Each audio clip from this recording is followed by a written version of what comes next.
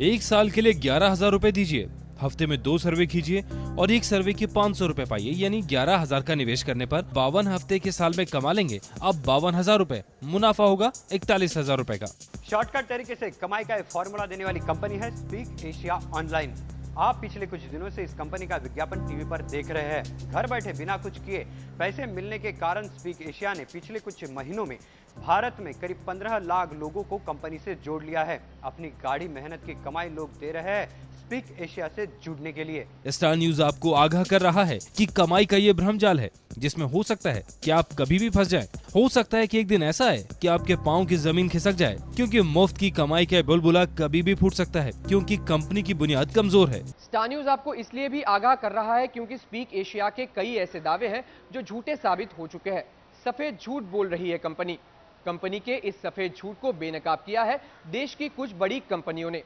पिछले 5-6 साल से सर्वे के काम में है स्पीक एशिया, लेकिन मैन्युअल सर्वे के नतीजे सटीक नहीं आने के कारण करीब 11 महीने पहले स्पीक एशिया ने ऑनलाइन सर्वे का काम शुरू किया। स्पीक एशिया ऑनलाइन सर्वे करती है। कंपनी का दावा है कि देश की कई जानी मानी कंपनियां भारतीय एयरटेल, नेस्ले, बाटा और आईसीआईसीआई बैंक उसके क्लाइंट हैं। इन कंपनियों के लिए वो ऑनलाइन सर्वे कराती है। अधिकांशतः जो हमारे क्लाइंट्स हैं उनके नाम हम सीक्रेसी के कारण और कॉम्पिटिटिव इन्फॉर्मेशन के कारण नहीं डिस्क्लोज करते, पर ऐसे 2-3 हमारे पास क्लाइंट्स ऑलरेडी हैं जिन्होंने कहा है कि हम नाम बता सकते हैं। उसमें बाटा फॉर एग्जांपल है, एयरटेल है, नेस्ले एक कंपनी है जिन्होंने हमारे साथ पास्ट में काम किया है। स्पीक एशिया ने जो दावे किए हैं उसकी सच्चाई जानने की कोशिश की स्टार न्यूज ने उन कंपनियों से पूछा जिनका नाम लिया है कंपनी ने अपने क्लाइंट के तौर पर।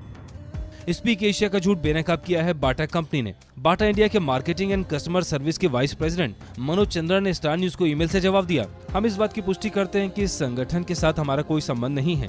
हमारी कंपनी ने कोई सर्वे करने के लिए स्पीक एशिया को नहीं कहा था। आईसीआईसीआई बैंक ने भी स्पीक एशिया का झूठ बेनकाब किया। आईसीआईसीआई बैंक के कॉर्पोरेट कम्युनिकेशन विभाग की जसप्रीत कौर ने भी स्टार न्यूज को ईमेल से जवाब दिया। आईसीआईसीआई बैंक ने कोई सर्वे स्पीक एशिया से नहीं कराया है। सवाल यह है कि अगर बाटा, आईसीआईसीआई बैंक, भारतीय एयरटेल और नेस्ले जैसी कंपनियों के लिए स्पीक एशिया सर्वे का काम नहीं करती, तो ये क्यों बताया जा रहा है कि यही कंपनियां उनकी क्लाइंट है? कंपनी ये ठीक क्यों नहीं बता पा रही है कि जिन सर्वे का पैसा वो लोगों को देती है उन सर्वे का इस्तेमाल कौन सी कंपनियां कर रही है? ये साफ हो चुका है कि आईसीआईसीआई बैंक, बाटा, भारतीय एयरटेल और नेस्ले जैसी कंपनियां स्पीक एशिया से सर्वे नहीं कराती और न ही इन कंपनियों के सर्वे का इस्तेमाल करती है। स्पीक एशिया का एक और झूठ सामने आया है। स्पीक एशिया का दावा है कि भारत में उसका authorized foreign exchange dealer ING Vysya bank है।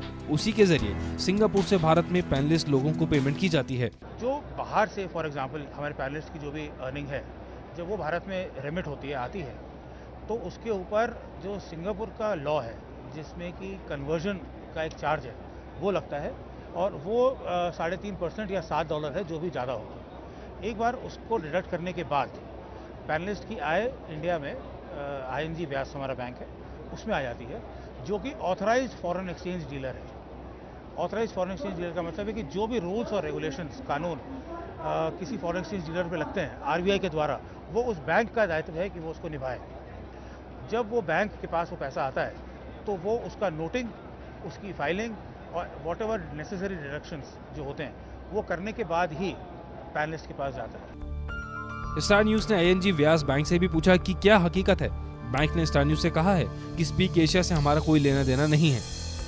साफ है कि स्पीक एशिया के बिजनेस में सब कुछ सफेद नहीं है। इसका एक और सबूत है कि स्पीक एशिया का भारत में कोई भी रजिस्ट्रेशन नहीं है। भारत में 15 लाख लोगों को जोड़ने वाली कंपनी स्पीक एशिया ऑनलाइन का कोई दफ्तर नहीं है, केवल एक कॉल सेंटर है। यानी आपको कभी कंपनी के दफ्तर में जाकर बात करनी हो तो आपको सिंगापुर जाना होगा। जो हमारा काम करने का तरीका है वो एक सर्वे बेस्ड तरीका अब तक था। ये सर्वे सिंगापुर कंपनी जो हमारी हेडक्वार्टर्ड है वहाँ से आते हैं। भारतीय कानून के अंदर कोई भी ऐसा धारा नहीं है जिसमें कि हमें इंडिया में या भारत में अपना ऑफिस खोलना जरूरी है। स्पीक एशिया का कहना है कि कोई भी कानून उस पर ये बंदिश नहीं लगाता कि उसे भारत में दफ्तर खोलना ही होगा। वैसे कंपनी सोच रही है कि भारत में दफ्तर खोले। जो ये कंपनी आप बोल रहे हैं, हमारी कंपनीज के अंदर ये रजिस्टर्ड नहीं है। हमारे यहाँ पे 17 कंपनियां हैं जो कि रजिस्टर्ड है। बिजनेस अपॉर्चुनिटी बहुत ज़्यादा इन्वेस्टमेंट नहीं होना चाहिए। ये बहुत बहुत ज़्यादा ज़रूरी है और रिक्रूटमेंट पे मनी नहीं होना चाहिए। भारत में सर्वे कंपनियों की रेगुलेटरी बॉडी है IDSA, लेकिन स्पीक एशिया इससे भी जुड़ी हुई नहीं है।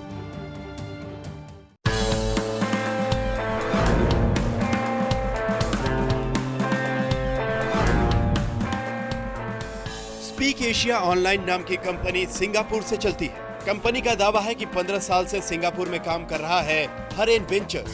स्पीक एशिया इसी ग्रुप की एक कंपनी है। इसकी मालकिन है हरिंदर कौर नाम की महिला, जो सिंगापुर में ही रहती है। आप जिस वेबसाइट के जरिए अपनी जेब से ऑनलाइन पेमेंट कर रहे हैं, वो भी पहुंचता है सिंगापुर में। सिंगापुर में कंपनी का पता है Speak Asia Online Private Limited, 10 UB Crescent 0768 UB Tech Park, Singapore 408564। Bharat में कंपनी किस हैसियत से काम करती है, ये भी एक सवाल है। कंपनी ना तो सर्विस प्रोवाइडर है, ना मैन्युफैक्चरिंग यूनिट, ना तो बैंकिंग कंपनी है, ना ही नॉन फाइनेंशियल बैंकिंग कंपनी, ना तो मार्केटिंग कंपनी है, ना ही मल्टी लेवल मार्केटिंग कंपनी, और ना ही इस कंपनी का रजिस्ट्रेशन सर्वे कंपनी के तौर पर हुआ है। स्पीक एशिया से जुड़े लोगों को ये तो मालूम ही होना चाहिए कि जिस कंपनी में वो पैसा लगा रहे हैं या जिस कंपनी से वो पैसा पा रहे हैं, वो कंपनी किस चीज़ का बिजनेस करती है और कैसे करती है। 100% हम लोग कानून के अंदर रह के ही काम करते हैं। एक भी ऐसा कदम नहीं है जो कि हमने कानून के बाहर सोचा भी है कि लिया जाए। जब यही साफ नहीं है कि स्पीक एशिया किन कंपनियों के लिए काम कर रही है, तो ये भी सवाल उठना लाजमी है कि सर्वे के नाम पर स्पीक एशिया कंपनी कर क्या रही है, लोगों को पैसे क्यों दे रही है। जब सर्वे का कोई खरीदार नहीं है, तो कंपनी कमाई कैसे कर रही है, आपको आपके निवेश से ज्यादा पेमेंट क्यों कर रही है, इतना पैसा कैसे आ रहा है, क्या ये कोई काला धन है, क्या नाजायज पैसा देश में इस तरीके से आ रहा है।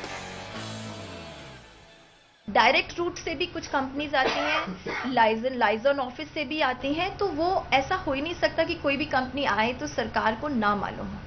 कुछ ऐसे तो ऑपरेट आप कर ही नहीं सकते। इतना ही नहीं, कंपनी आपसे रुपए के रूप में पेमेंट लेती है, लेकिन बदले में स्पीक एशिया आपको डॉलर के रूप में पेमेंट करती है।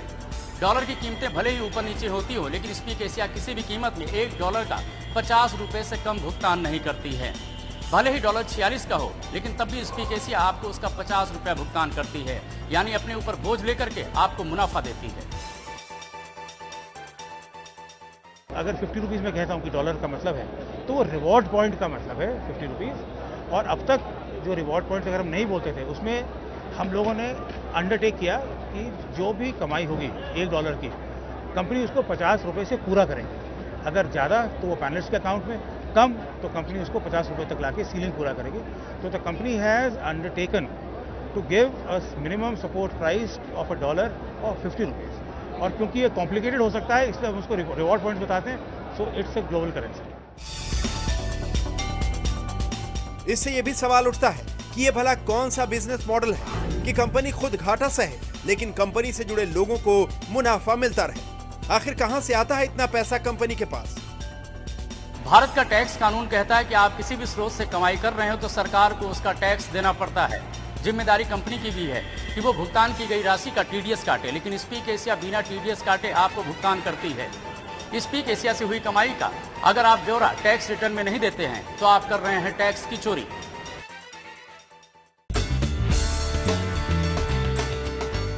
ऐसा पहली बार नहीं हुआ है जब ऐसी किसी स्कीम ने लोगों को लुभाया ना हो। लोभ में लोग जुड़े भी और घोटाले का शिकार भी बने। कानपुर के प्रताप नारायण शुक्ला मैक्स फॉरेक्स नाम की कंपनी के झांसे के शिकार खुद भी बने और उनके सलाह पर उनके रिश्तेदार भी। आज अरुण शुक्ला ऐसी किसी स्कीम का नाम सुनते ही कांप जाते हैं। भाई, इन कंपनियों का तो नाम सुन के हमारा पूरा दिमाग खराब हो जाता है, उलझन हो जाती है। क्योंकि अभी इसके पहले हमने मैक्स फॉरेक्स डॉलर नाम की एक कंपनी थी, उनके एजेंटों के लालच में मैं आके वो एजेंट जो है हमको लुभाया कि 1 साल में दुगना हो जाएगा। इस तरीके करके हमने जो है उसमें पैसा वेस्ट किया था। 1.5 लाख रुपया हमने अपना लगाया, आर्मी से रिटायरमेंट हूँ, और उसकी गाड़ी कमाई हमने लगा दिया, पूरा हमारा पैसा चला गया। प्लस हमारे कुछ रिश्तेदारों का लगवा दिया था, उनका भी पूरा पैसा चला गया। फरेब का ये रैकेट केवल देश में चलता हो ऐसा कतई नहीं है। मलेशिया की एक कंपनी यूनिपे2यू नाम की कंपनी की धोखाधड़ी बांग्लादेश पुलिस ने पकड़ी थी।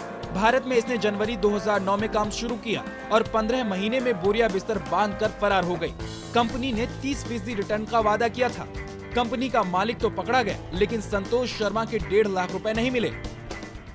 हमने स्पीक एशिया में तो पैसा नहीं लगाया है, लेकिन इसके पहले मैंने यूनिपे टू यू में 1.5 लाख रुपए लगाया था, जो पैसा हमारा डूब चुका है। और तब से सबक लेते हुए मैंने किसी भी कंपनी में एक नया पैसा नहीं लगाया। और मैं ये चाहता हूँ कि कोई भी इस तरह की जो है पैसा किसी भी कंपनी में ना लगाए। ऐसा ही मामला स्टॉक गुरु इंडिया नाम की कंपनी का है। इस कंपनी ने भी 11,000 के निवेश के बदले हर महीने 20% रिटर्न का वादा किया था। यकीन दिलाने के लिए लोगों को पोस्ट डेटेड चेक दिए गए। एक दिन कंपनी बंद हो गई। कंपनी का मालिक लोकेश्वर देव जैन शेयर बाजार का विशेषज्ञ भी था। पूर्वोत्तर राज्य मणिपुर के लोग ऐसी कंपनियों के निशाने पर रहे हैं। टीवीआई, फॉरेक्स इन्वेस्टमेंट, जिंटेक्स, रिचा, NSEM जैसी कंपनियों के बाद आजकल राज्य में विसारेव और ग्लोबल इंडेक्स विंग की ठगी से लोग कराह रहे हैं। 40,000 लोग झांसे में आए। महीने में 25% रिटर्न की उम्मीद से लाखों रुपए गंवा दिए। ग्लोबल इंडेक्स विंग कंपनी ठीक उसी तरह काम कर रही थी जैसे आज स्पीक एशिया कर रहा है। सिंगापुर से ऑपरेशन, लेकिन भारत में कोई दफ्तर नहीं। स्टार न्यूज ने RBI से संपर्क किया। RBI की जनसंपर्क अधिकारी अल्पना किलावाला ने स्टार न्यूज से कहा कि RBI केवल विदेशी मुद्रा के लेन देन पर रोक लगा सकता है, किसी कारोबार पर नहीं। कोई सख्त कानून नहीं है, इसलिए कोई भी आता है और लोगों को ठग कर चला जाता है। कानून के जानकार मानते हैं कि भारत में किसी भी कारोबार को चलाने से रोकने का कोई कानून नहीं है, बशर्ते वो कानूनी रूप से चल रहा हो। जब तक किसी का पैसा न डूबे तब तक कोई रोक टोक नहीं। लोगों का पैसा डूबने पर ही मच सकती है हाय हाय। कानून की एक बहुत बड़ी कमी है, क्योंकि चीटिंग के केस में जब तक अपराध हो नहीं जाता तब तक केस नहीं बनता है। और जब कोई व्यक्ति दिलासा देता रहता है मैं करूंगा और करता रहता है, और उसके विश्वास से यदि बहुत सारे लोग इकट्ठा हो जाते हैं और वो कुछ इन्वेस्टमेंट करते हैं, जब वो भाग जाएगा उस समय केस बनेगा, उसके पहले नहीं। यानी कि जब वो झांसा देने की उसकी प्रक्रिया चल रही है उस समय केस नहीं बन सकता है, लेकिन जब वो झांसा दे चुका होता है तब केस बन सकता है। लेकिन इसमें कुछ कानूनी मुद्दे हैं। पुलिस चाहे तो इसमें जो है कुछ एक्शन ले सकती है। Under 149 of the CRPC police को ये एक अधिकार है कि यदि कोई भी अपराध होने वाला है तो उस पर वो उचित कार्रवाई कर सकती है। स्पीक एशिया ऐसा ही करेगी ये दावा नहीं किया जा सकता, लेकिन जिस ढर्रे पर कंपनी चल रही है वो ढर्रा संदेह पैदा करता है। देश में अभी भी ramsurvey.com, marketviewonline.com, greenprithvi.com जैसी कंपनियां चल रही हैं। पैसा बहुत मुश्किल से आता है और बड़ी आसानी से हाथ से निकल जाता है। ऐसे में सावधानी ही बचाव है।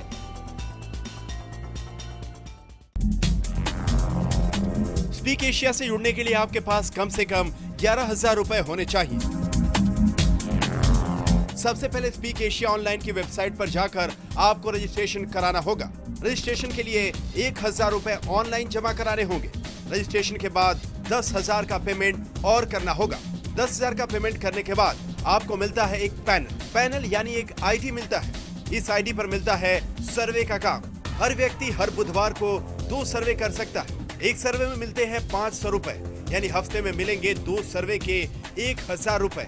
4 हफ्ते में महीने के 4,000 रुपए की कमाई कर सकते हैं आप। 52 हफ्ते के साल में कमाई हो सकती है 52,000 रुपए की, यानी आपने कंपनी को दिए 11,000 रुपए और बदले में कमा लिए 41,000।